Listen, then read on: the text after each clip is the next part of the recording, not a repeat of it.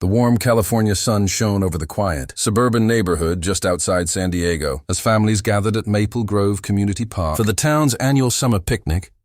Children laughed while chasing one another across the grassy field. Food trucks lined the sidewalks, and local musicians played cheerful country songs from a small wooden stage. It was the kind of neighborhood where everyone knew each other's names. Yet one resident remained something of a mystery. Jack Turner, a widowed single father, preferred a peaceful life, focused entirely on raising his 10-year-old daughter, Emma. He rarely talked about his past and never tried to draw attention to himself.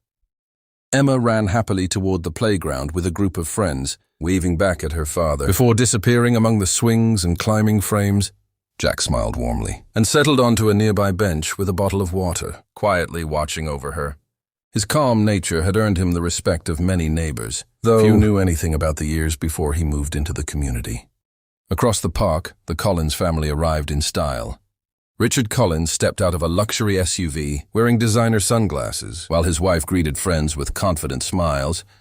Their 17-year-old son Ethan followed closely behind, carrying a black duffel bag embroidered with the logo of his prestigious martial arts academy. Ethan had recently earned his black belt and won several regional tournaments. His parents proudly told anyone willing to listen about his achievements, convinced he was destined for national championships. As the afternoon continued, a local sports club organized friendly demonstrations, inviting children and teenagers to show off different athletic skills. Ethan quickly became the center of attention, performing impressive kicks, spinning strikes, and board-breaking techniques that drew loud applause from the crowd. Cameras flashed while neighbors congratulated the talented teenager. After finishing his demonstration, Ethan noticed several adults looking toward Jack, who remained quietly seated beneath the shade of a large oak tree. "That's Jack," one neighbor said.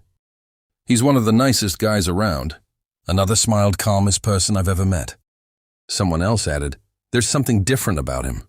He always stays so composed." Ethan frowned. "What makes him so special?" he asked. The neighbor shrugged. "Nobody really knows." Curiosity quickly turned into pride. Ethan walked confidently across the grass toward Jack. "Mr. Turner," he called. Jack looked up with a friendly smile. "Hi, Ethan. I heard people saying you're pretty tough." Jack chuckled softly. "I think they've got the wrong person." Ethan crossed his arms.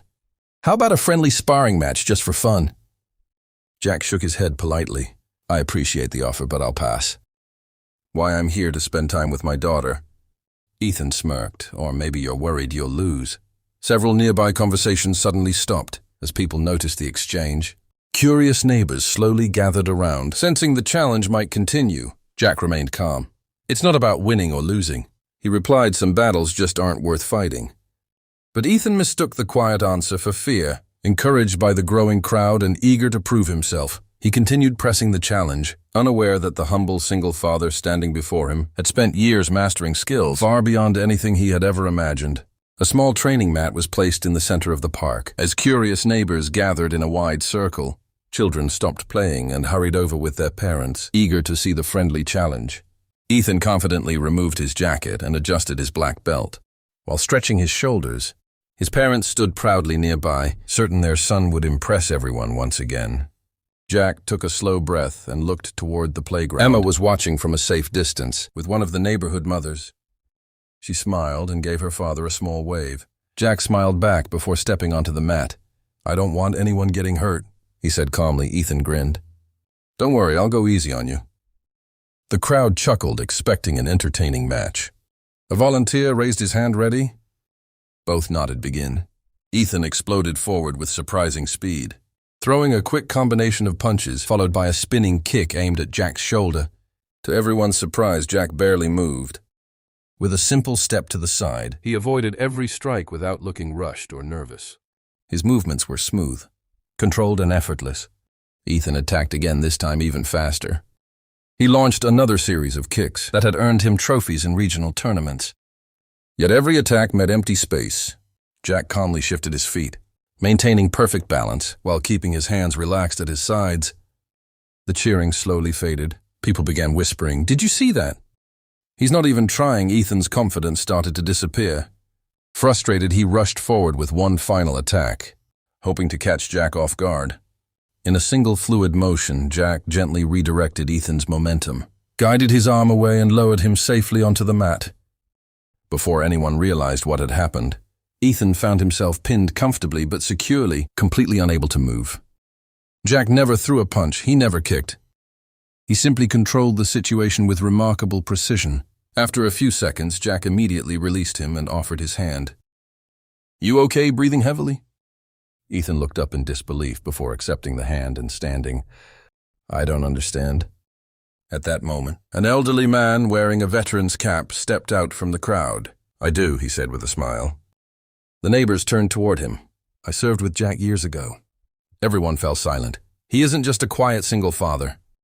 He spent years serving our country as a U.S. Navy SEAL. He completed missions most people will never hear about before retiring to raise his daughter after losing his wife." Gasps spread through the crowd. Richard Collins lowered his head, suddenly understanding why Jack had tried to avoid the challenge.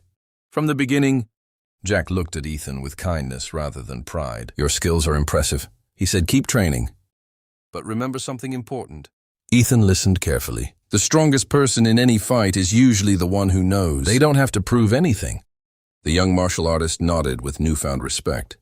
As applause filled the park, the lesson everyone remembered wasn't about who won the match. It was about humility, discipline, and the quiet strength of a man who chose peace over pride.